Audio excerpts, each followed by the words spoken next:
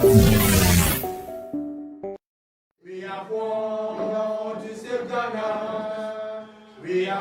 new patriotic party in the central region is set to hold elections to elect new officers for the region.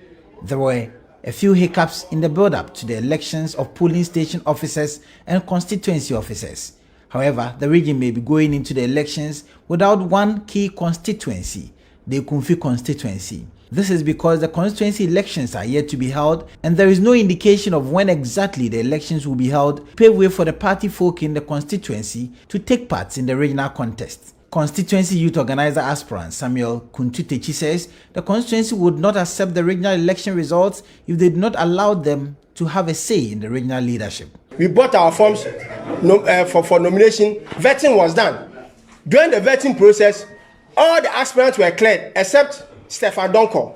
Stefan Donko was asked to go to the appeals committee at region, where former chairman, Professor Fobi, was chairman of the committee.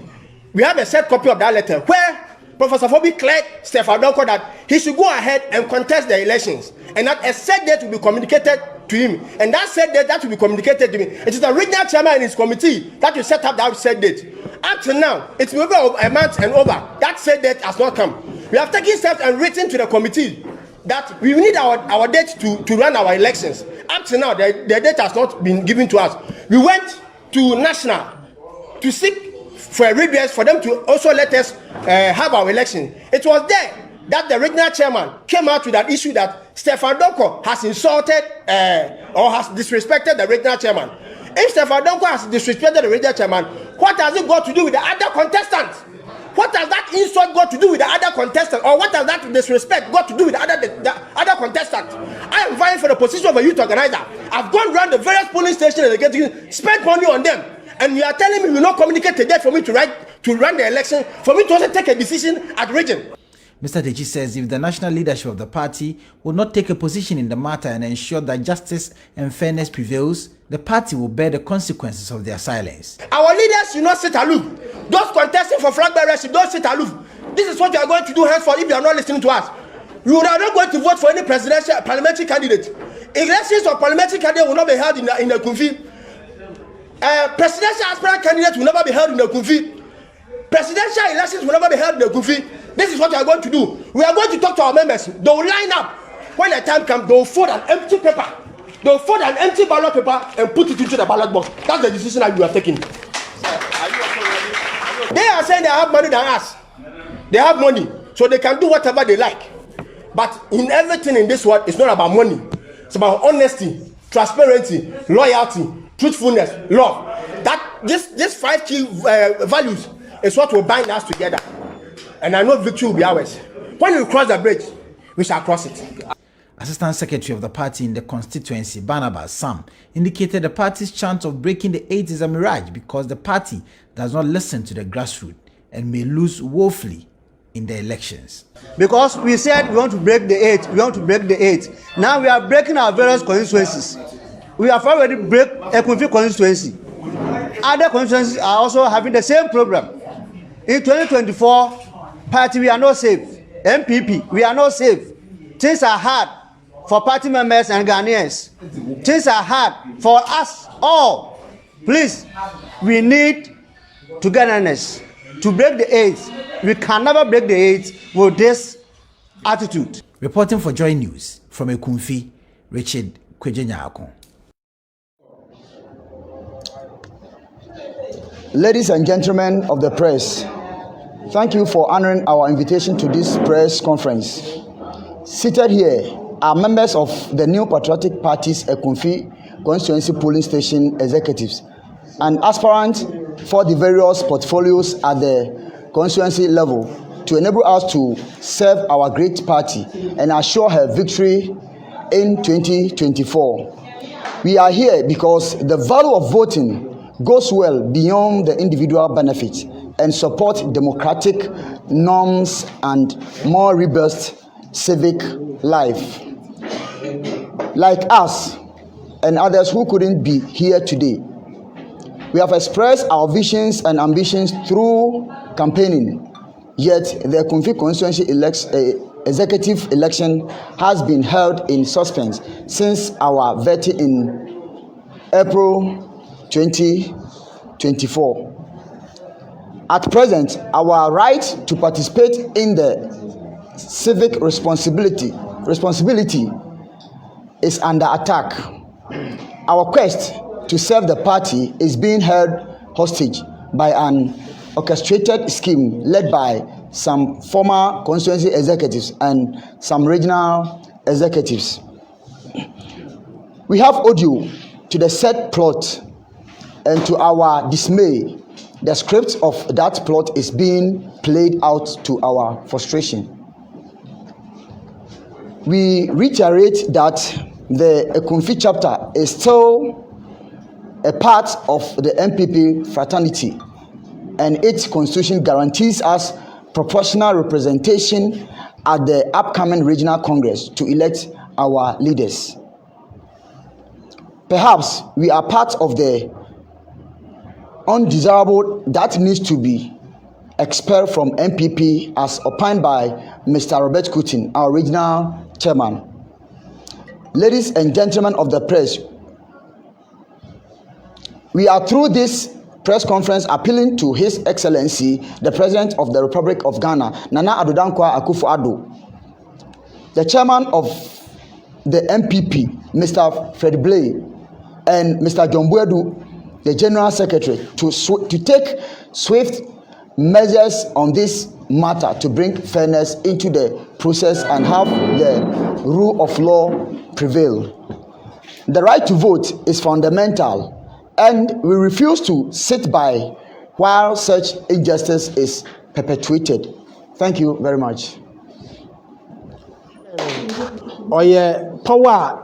Ibinuma waya former constituency executives waya da wakoboy da mo pon no abedegwa yewo ogu kasa fridu CCC shara research officer oya Francis Nketia oka dream wodi 2020 na dream so da ma about 2 years waya den what bebezi wa bra ohun de grounds yam ho woko obey den obezi ngugu na yenta me bi ase abadintina ihe ya kwakoto aba delegate aspirant yekoto aba party no agi esika na besi up to now how that agi esika mpa aboma yedo koto aba mpa up to now yenye date yedo boto aba no so sira ye den yesan kan na mo sam bi se ne yeguda ye den ye bisa efa no bi onto biom constituency se baasa na na won ho sansam na mo constituency baasa no woyi ebien wato aba aka Ekumfi koten Ekumfi susu ye de no so asem biara so ye den onyi ho na sasem biara enyiwa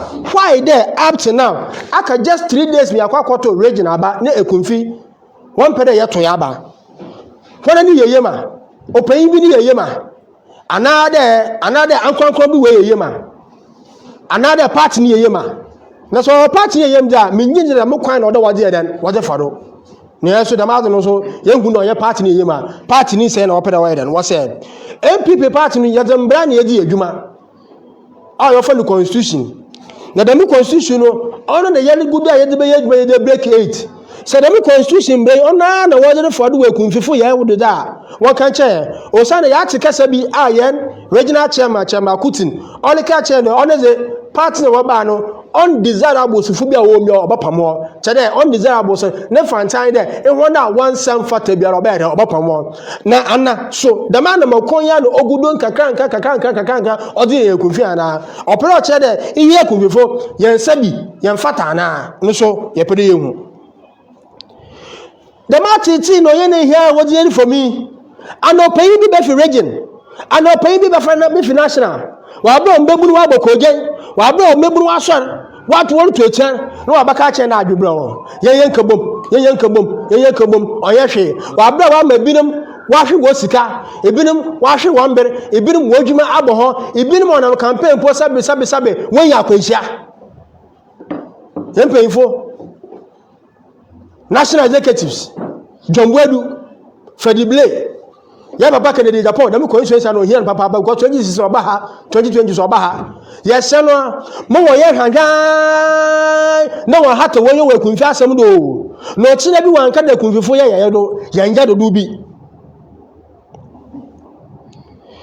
yako ya shami biem no the me penfu ya bodi ha won sorry o Sunday breaking the 8 no onya da den odefom breaking the 8 no oyedwumaden ebe 2008 bra NDC war ba power no vote awadi win election on do 70,000 2008 abakosa mo ho no ho sha oho me yinara yesemo ma oya adwen de Ekumfi ya NDC seat nti woyede o the masam no se obi wa ha another odada fu ha oturufu bi wa Ekumfi no no to the masam agum utiri ma yempefu aka kire the masam won yifi o sande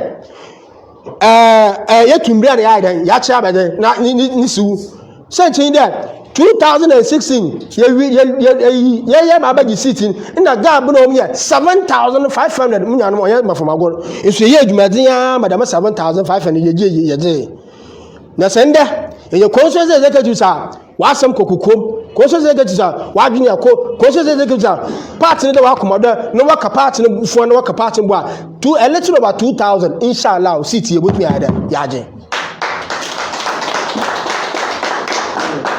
mesramo ya papa KTMon ye bawuzi awa na ya batan ya wo party mu ye papa tukujo so ada soro atukujo ada soro esu but agant ada soro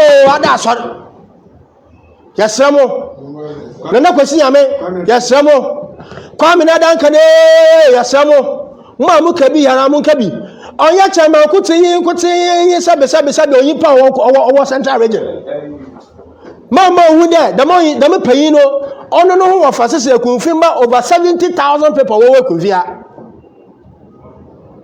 awu beyi awanyen awon paibo won sa egu what has by twe na wu sika ne ekebom na party ni sunsun wa ide no osare na so bebia party na edu mu bobu sika o na ma twe da me keten a that keep the soul of the party together da onuanom o me hwe ne ye unyanom omiyehwe niye ya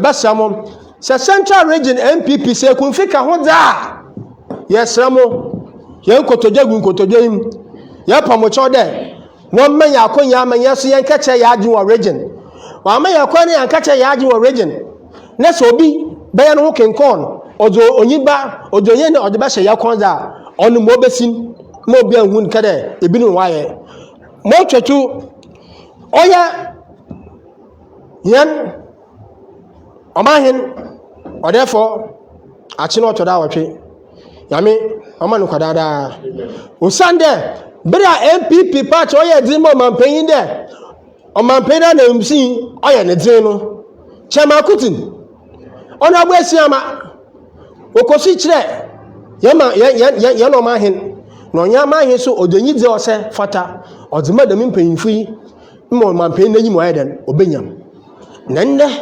omahin ku yara watoto asamo de MPP party no munja ma wo kwan no bia contest election ni bi no fa asomdwembra chema kutin webu yo mahin entia na kwase na mepeda bibi sen de chema kutin oyo titiri wasana yeso ebe bia ye ntebokum party ma ebia Nkofi a ebia yeso ye pay meet atukujo another Bena Grant another Nene Kosi Yame another Anti Adi ye botum na yebu the me pay fi mabo ewo obotum na webu aseno ma hina nti ana oya samsabe yesramo mama wangen de ehia na ye wo sabe baby fa akone de ya asam de kasa on eden onsugom na ho ne de wo yimpa wode eden wode sene iwasino uvo tuko edimo mampen no Ekumfi a musumu uvo tuko medimo mampen ya besam de mu vote nketen ene ye kabom me MPP onye ne fapem MPP owin odin kwimzo ade eden ozeba nti eba ha ya sam ketetetetia na damasem nso nye ihe ya kwato aba a ya agboka ye chima police station executive wodo a police station executive no coordinators wo ya mabo ene ya ka bom na ye de ya asami ye de to go ye de ya asami ye de to go wonte yo no wan ka de ye hu ya nche na ide na pon medam ase proposing now actually was the guys. You know, very miss a question there. As there police station coordinator, Ekumfi MPP coordinator. 9 day aka 3 days more watch or return elections. Now Ekumfi constituency abano want to know awo imun that na oba some ka for the massive na oisim. So medase within the citation try to inquire area coordinator. I'm the time or the police station for form or form or to waba fefe. Embrace other coordinators so for form or to waba fefe. Near do you paying for so other work of forms or to or coincidence aba. Udu homework for form, ubi or predor or could be a quack fan form. There when your contest or better or boko or for form. After do time I walk of veteran wale odu chairman binodu awaro uncle Cape Coast and uncle veteran. No impeta made my from veteran in our yawa uncle Cape Coast uncle veteran. In Suhala time with him or Cape Coast or quaya was with the chairman couldn't attempt. Moye nsɛmpi okudu court no oye region funa woba no wosoma oye central regional secretary teachment sama oba no so declare no there mpemfunu wa atena we declare no utuma oye there oko contest oye Ekumfi na yebo hu say no oye hede ye na no oye hede le MPP party no mesu moteto we pansa no mpemfu aba mo aka won ho aboma wo pede party no san hede o mani modoma ya me ya adoma 2024 hede ye kaji ye seat we ye mayete anu se de chairman adu oye ye na ye pay central regional chairman de papa no we di na ata mo so omre oma pacha wa ba wa pacha sira agina wa kwansi anyim da ni nteni mo hede onko ana da meza because of nu wan yin nti o de Ekumfi aba no kra da kire ni nteni mo hede won to kra ana mo bia lo de Ekumfi wotu bia no hede woti okowie wo national na hwe da national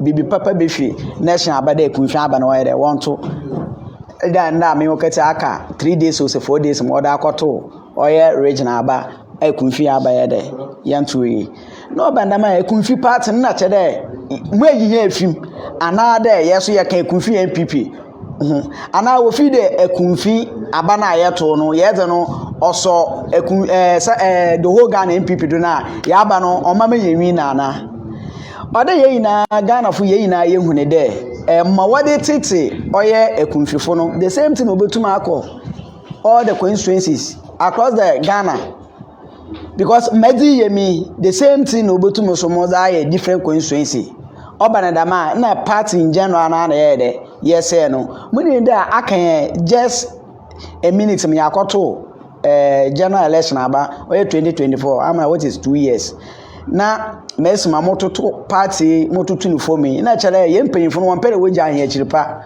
wapade wasan party na asan na wako Abande say abato won a order what you finu wanto a na woyi executives original mo Ekumfifo a awo ye coordinator kan wo police station fo no mo ba the origin flat ndo ye mo mpanyimfo anada mo njintum na chi so ba na mo na mo botu wo dem asemi oh medawase ebisa nice question me yaje anala yi ma fim mimpanyimfo na wala woto aba ma hia grassroots fo na yede yesum ho mo do ko so ko so mo soro fo ma partner fenara eyi ho afim ni nto aworo ko mo akoto wo do aba ma ekedu post na asan yede aba Ekumfi de Ekumfifo yansum onye yidam because mo akire de Ekumfifo yanka MPP party no say from Monday to Friday aba no Ekumfi yentumi yanto yezeza na akire Ekumfi we are not part for MPP party in Ghana.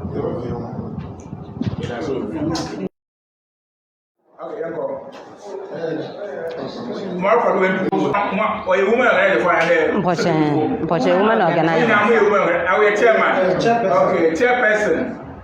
Basically, Kakasa, Marco doing before the Grufino. Our human never seen work from Yo, that's it. Conference in Jamwa. Your chairperson, the Kinshasa. The Krama kind of the MPP, no good. Yo, Medase, or from Sintiamwa, if you confess Safa, me a chair person war, a confess Safa. Moluko do Ekumfi war MPP party no money. You want John cry.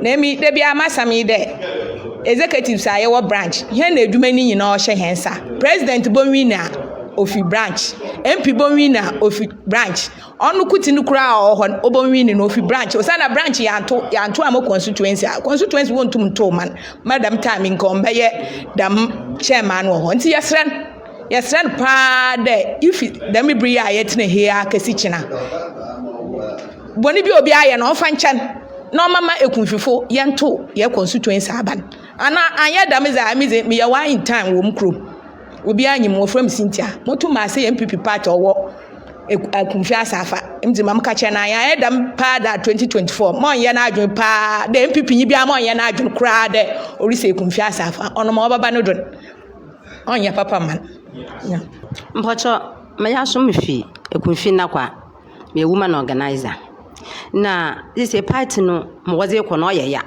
ana pempo me information pa Sande obia wato na benyan kutin wose wonte me yanto aba nti ya yesterday o ma aba no me yanto ya pone cho ya pekutini cho yesran ya nhya na ahoroba mum ezi kwadon ya pone cho ne mum sa aba ne se ochina wanka de wo Ekumfifo mba moto ho aba no ho wo de ne woto a mo ndan so da de obotu na mpo ese Ekumfi de wabga ya campaign on ya ya mpenen mo nantewa du esa mepe onka do boto ya do montra nko ontre esam onba na nabien onba na kwa Ekumfi na kwa de mo tune nsi woda do ono nyame ya do mo ono owini a oba pekepeke yanji ntum kura Ekumfifo yanji ntum ibobona ne yaje senye obi mpo wasam mpo e fa no wan China yen nka onyipo no apa wo cho onka de bio onyipo so ye bona no opa wo chawa o ede twado osane Yankopon no se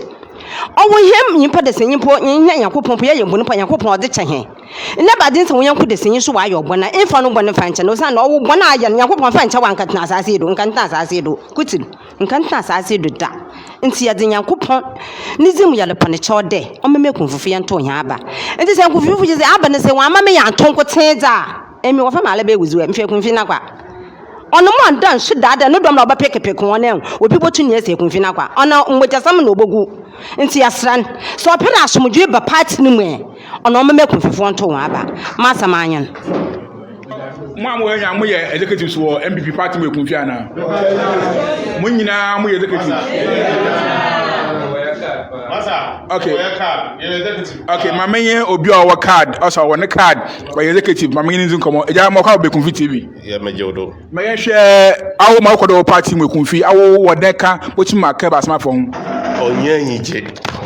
Onye kra o san de obra ye bre wo 2016 and ye bre 2014 ye bre 2016 ye betun ye de benya seat no ana mpemfo wo dze anyim kan no wo ye azan na ye fandan adufuru pe ma ye lucy 2020 ne ye obi a na dwene da ho wa bade se de meda me boboa ampa so yakra benten nimzi a o de ba na kirbutum aboa nti Ekumfi mabuni na ya abubum ye ta benten nachi ne ya saso ya kafa de medom na 2016 wo kwa ne asaka fo ho aba ne de benwi ni 2024 yimpa ko onam de ni stomach eyinti also ompen ono na yentase nti se wo fi de won pe de yeto abanza ye ba for ye ho adwen party na na ye ba fim se won to ye ba fim ye nye MP fufu bio se wan to abana ye MP fufu ozini ze wo fam Kofi Techi or ye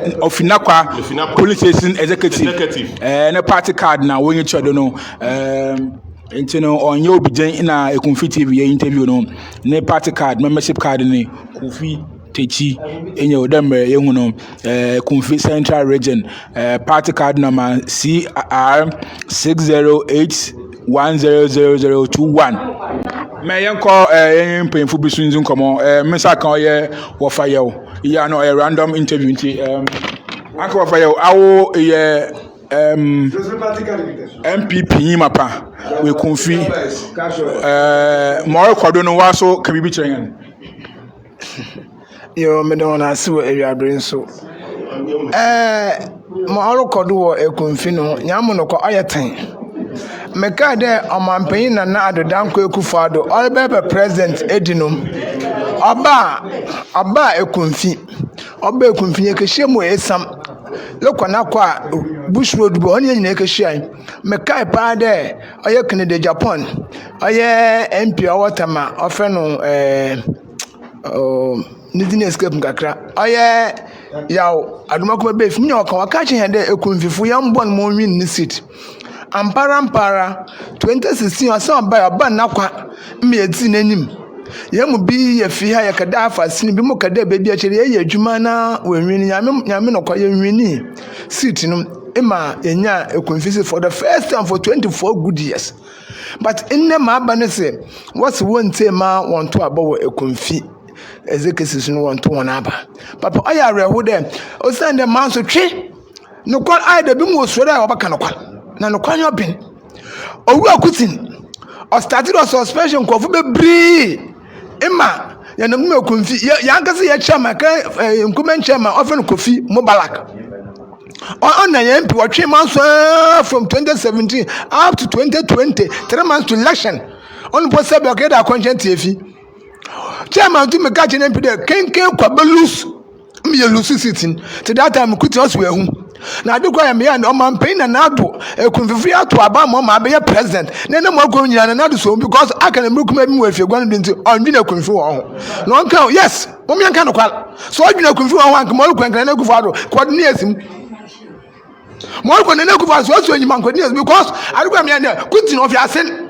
Don't bother of your sin for soup. Only thing was if we are going up no make Ekumfi and to Yaba.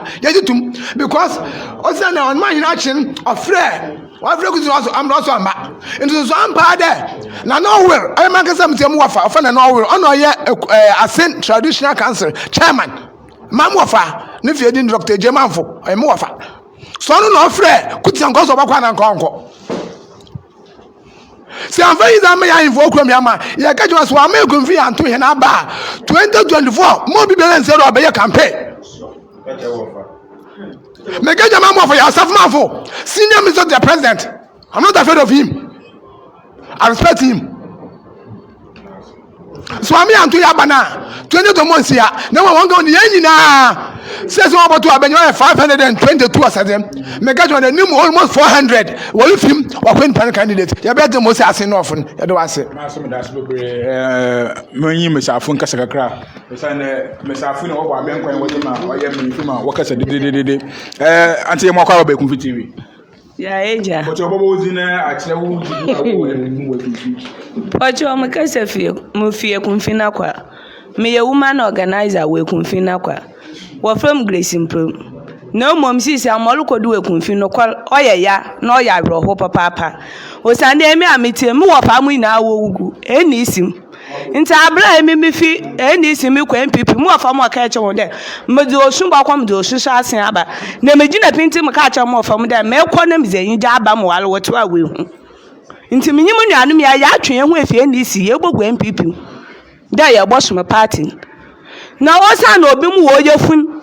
Now, my what pet, the what is the 1 minute, 1 pet, there's a party, or Boku when you are Boku in Yamiza. No, there's a 1 member Ekumfi and 2 Abawa.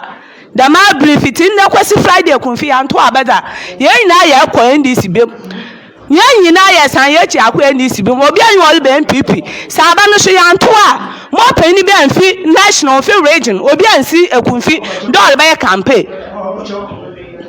That's me. Also, more paying be a natural. Make sure we are am paying for what should I be when you change.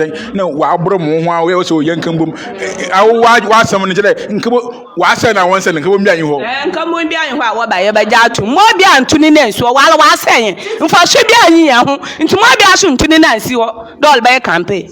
Yo, that's me, my man, last person in Casa. You don't war, MP aspirant.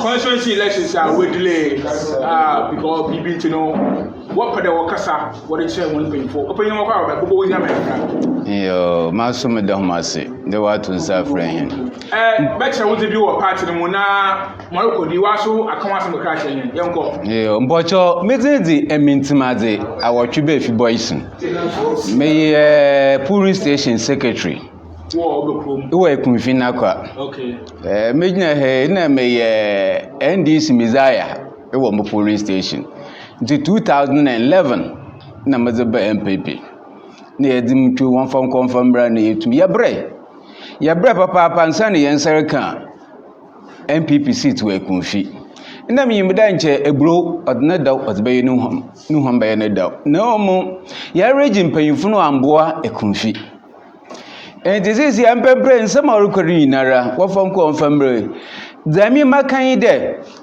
chama cotton we buda hia Ekumfi no mayini yim osande se mayini wo me nchoni yendi asam yimi no yeden otedam aburu hen eches hwe nsem bi okacha yen de hia de yansahwe a kwesi bayino so asin hia ye undesirable materials na so oya personal non grata na so oya personal non grata lawyer for one brofa enti hia Ekumfi no de asam no ha hen enti da yesa ide se sabi nya MPP sisi currently led by John Buedu oye no kromi osanda wase wona beda egobado a iwi egobabu nti wo pampa cotton ema onye Ekumfi fo onye rihensum enti da kind of why no godfather abira cotton ba ne ekita 19 seats as at now I'm speaking you have many seats in MPP here one was central region. Elimination by slow tactics ibi na cotton no dey here enti why you adwin there Ekumfi no ba yin afim na bomo ya so ya kama fo yame da warrior yinara man nation so da ma region so da there wo beye campaign e we Ekumfi yen executive police executive so na ya bo homba na mo e bo pabon ya za ma hon o sanda wan ye zinwen dodo Sebi aguna ye dia de dom ne ye zinriye no so bodum pempensu bi na se ba pam hen na di awie sebi mo hwa kotu no entete na adwuma no aka ye no sunsum na wura no mu enti da mo sunsum ne nche 1981 na nche da mo sunsum na odi ye adwuma fi ankodo bakan gasimpo no so o cheneyi eto akofi da mo so aje sunsum no yen yi na ne mo fa kodo banche wasen ma ye na dwende se otwem ya susuma wa Ekumfi ina Ekumfi yankopon ya bobo kutin dua onyim na otwem wo magasi bo no so o cheneyi no do hwe ya run about na okofi ankodo bakan esa yan bi sam ya de ka sande sabi nche we mi da wase se wo bradoa na se wo pro wo ma nche wudi mpem hwe nche akufo ado nche o hwe de sabi opanyin yeje itikasa awi adwen nche bia ya duri you have to hit the ground running na fa una sifom na kabi na mama ye da aka una hwe wasa osamampa ene wotu no bezin enche so oikompo na Ekumfi sa boyan emanyan so ye beka MPP ebusuan ho anche akufo ado ye president akufo ado ye beka wo pa na mama ye da John Buedu general secretary nti onye ne nua cotton wa yako Mr. Chairman, we have to compare them. Osa na za wadi ye Ekumfi no ayaya enti da me case do ye Ekumfi abosuma do sunson Jesus Christ a ewa Ekumfi esusuma ewa ko Professor Mills Degrave Johnson impayinfa obedi Ekumfi poison na me yako na wan sa iwura nka hye ku tinu hwom Manuel si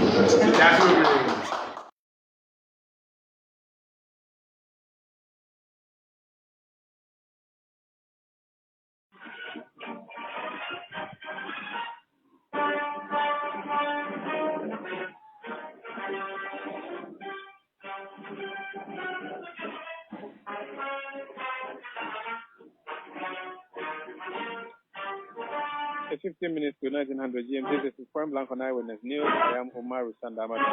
Tonight on Point Blank, the NPP regional elections come off this weekend. It's supposed to happen in all 16 regions. But news coming through tonight is suggesting that the central region would have to be an exception because some people have gone to court and insisted that the election should not happen. The court has granted their prayer. Ekumfi Hammond is one of the spokespersons. So Ekumfi Hammond speaks of the applicants in this particular case. The applicants whose prayer was heard by the court, for which reason the elections will not come up this weekend. Mr. Hammond, you're welcome to Eyewitness. Who is the applicant that you represent? What is his problem? Thank you very much, Omaro. Greetings to your cherished listeners. These are the applicants: Edward Ama, who is aspiring to be the secretary for the party in Ekumfi; Ransford Bosomtrain, who is also aspiring to be the second vice chair for the party in Ekumfi; Albert Akon is a party member and a communicator; Razak Nudin is also a communicator in the constituency; Mohammed Idrisu is also a communicator in the party in Ekumfi. So these are the few people who could be in court to file, but there are others who are behind them. We have 526 police station executives who are being denied the right to elect their executives to represent them in the upcoming regional elections. Okay, but there is no aspirant in this list of applicants, is there? There are two of them. Going for which positions? Edward Ama is going for secretary. Regional secretary? No, constituency secretary. And Ransford Bosomtrain is also going. Secretary for which constituency? For Ekumfi. Who else? And Ransford Bosomtrain is also going for the second vice chair in the constituency in Ekumfi. Let me just get this clear. The executives in Ekumfi and party members in Ekumfi decided to prevent the regional or to go to the court and ask the court to ensure that the regional elections does not happen because you have not completed with your own elections at the constituency level, correct? Omaro, yes. That is how it's supposed to be. Let me give a little brief on this. So the party opened nominations for the restructuring of the party from the polling stations to the national level. Ekumfi went through with the polling stations. They've done the coordinatorship elections. So we're waiting for the time for the constituency elections. A committee was set up led by one Michael Mensah, who is now vying for second vice in the region, and one Isaac Odum, who is also going for assistant secretary in the region. They came to supervise the vetting committee, including the Ekumfi elders, some elders of the party, and the election and research committee officer. So they opened nominations for the constituency, and various people came to pick forms. They submitted it. They went through the vetting process. They paid some amount of money for the forms and submission. The vetting went through. Only one person was asked to return to the vetting committee at the regional level for him to be cleared. That was one person called Stefan Donko. When it comes to Ekumfi, he's called Nana Edu or Kumkom. He went to the region. Virtually, at the end of the day, he even went to the national level, and whatever is supposed to be done has been done. The guy was cleared. So we were hoping that the green light will be given to the Electoral Commission, who is supposed to handle these elections, for that of Ekumfi to be heard. Omaro, as we speak, if it is this evening that the regional party or the national will be giving Ekumfi the date for us to have our elections, then I'll be surprised. Whatever they are trying to do is just to circumvent the event. Trying to prevent over 500 polling station executives who have been elected by their people in the various communities to represent them. Also, the right to elect constituency executives. We've appealed, we've sent petitions to the region, we've sent petitions to the national. We have even appeared in the national, what they did, complaints, AP, something. Recently, we've been out everywhere. They seem not to tell us what exactly we have done or what exactly Ekumfi. And I can tell you on point blank, Omaro, there is no issue or there are no issues in Ekumfi. We are at peace. There is no problem. It means that currently you don't have an executive. We don't have executives. Executive for Ekumfi. Exactly. As we speak, Ekumfi don't have constituency executives. And they have overriding us. Omaro, there's something and who is to blame for that? Is that not your own internal issue? Omaro, no. Omaro, this it's an election being supervised by the national with a committee. So they give green light to the region will order to the constituencies. So they are supposed to, whatever is happening is borders have happened to be concerned with the current regional chairman for Central Region, Robert Kutin Jr. He is insisting and saying that he is never going to allow Ekumfi to vote. Reason best known to him. And Omaru, Ekumfi have 55 communities. We have our own paramount chief. Omaru, can you imagine that our paramount chief even came to this matter when he was petitioning, and he called the regional chairman, Kutin Jr., and the transport minister, Esiama, to talk to them that the way tensions are brewing in the constituency, he is not happy. They should find ways to resolve this and have elections. They overrided the man. Meanwhile, this is the paramount chief whom you came to apologize and plead with for him to step into the confirmation of the DC in Ekumfi. Today, the same person calls you and you disrespect him. Omaru, can you imagine that? Ekumfi has its own chief. We have our own people. How can somebody be somewhere and be disrespecting Ekumfi? What we are doing right now is simple. We are trying to tell the world. Does your paramount chief engage in internal NPP elections? Omaru, the paramount chief is here for everybody. So whenever issues are happening in his communities, as a paramount chief, he has to be sure that peace reigns in Ekumfi. So for him to, so we petition the paramount chief that there are issues happening in our party, but as he being the father, he should step in for us. He did. He has called the problem. Let's talk about the process you have before the court now. What do you want the court to do? Omaru, we firstly went to High Court to place an injunction on our own elections, constitutional elections, because someone was being prevented. So the person went to court to place an injunction on our elections. The party sent their rep to the court, in the person of the secretary for Central Region. He came to tell the court that they have resolved the case, and for that matter, there are no issues. So they are going to go on with the elections. That is the Central Region Secretary for MPP. He came to lie to the court. And we realized that they were still not going to hold these elections.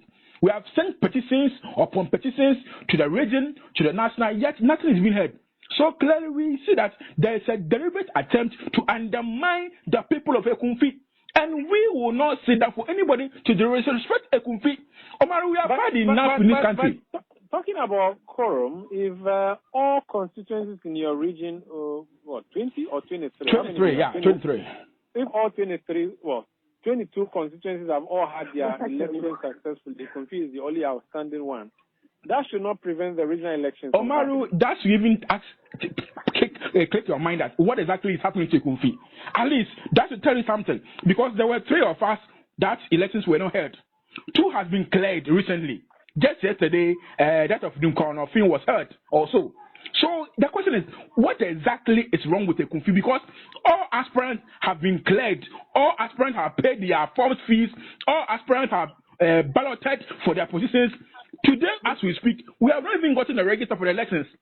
So this is a clear means to disenfranchise the people of Ekumfi to get a representative in the constituency to represent them in the regional elections. Let me just be clear now. So what you have done is an application to the court. It has not been granted yet, has it? In a way, it hasn't been granted, but the defendant in here, the respondent, have been duly served, and they know the consequence of this motion. What is the consequence? The consequence is simple, Mario. If there is a bone of contention on any matter, that has to be that matter has to be anything. That thing has to be with both parties have to stay away for the court to rule before we make an attempt. Because right now, if you think you can go ahead. I also think that I'm going to prevent you. What's going to happen? There'll be chaos. So the court has restraining the EC. We have served the EC, the Electoral Commission. We have served them, and we have served the party as well. So we are expecting them as a party that believes in the rule of law, that believes in democracy, that touts always that they are a democratic party. We are believing that the lawyers in MPP and the fathers in MPP and the people in Central Region, we are appealing to the Professor Atu Esuman, who is the Council of State member for the Central Region. All of them Kennedy Japan, who has been in Ekumfi several times. Okay. We are appealing to them. Again, I'm just trying to get some information out from you. Very well. The court has not made a decision yet. Yes. But it has set a date for hearing, hasn't it? Exactly. What is that? What does that mean to your election this weekend? Will the regional election happen in Central Region or not? It is not going to happen, Omario. Thank you for speaking to us. Let's leave it here for now. Are you? I am.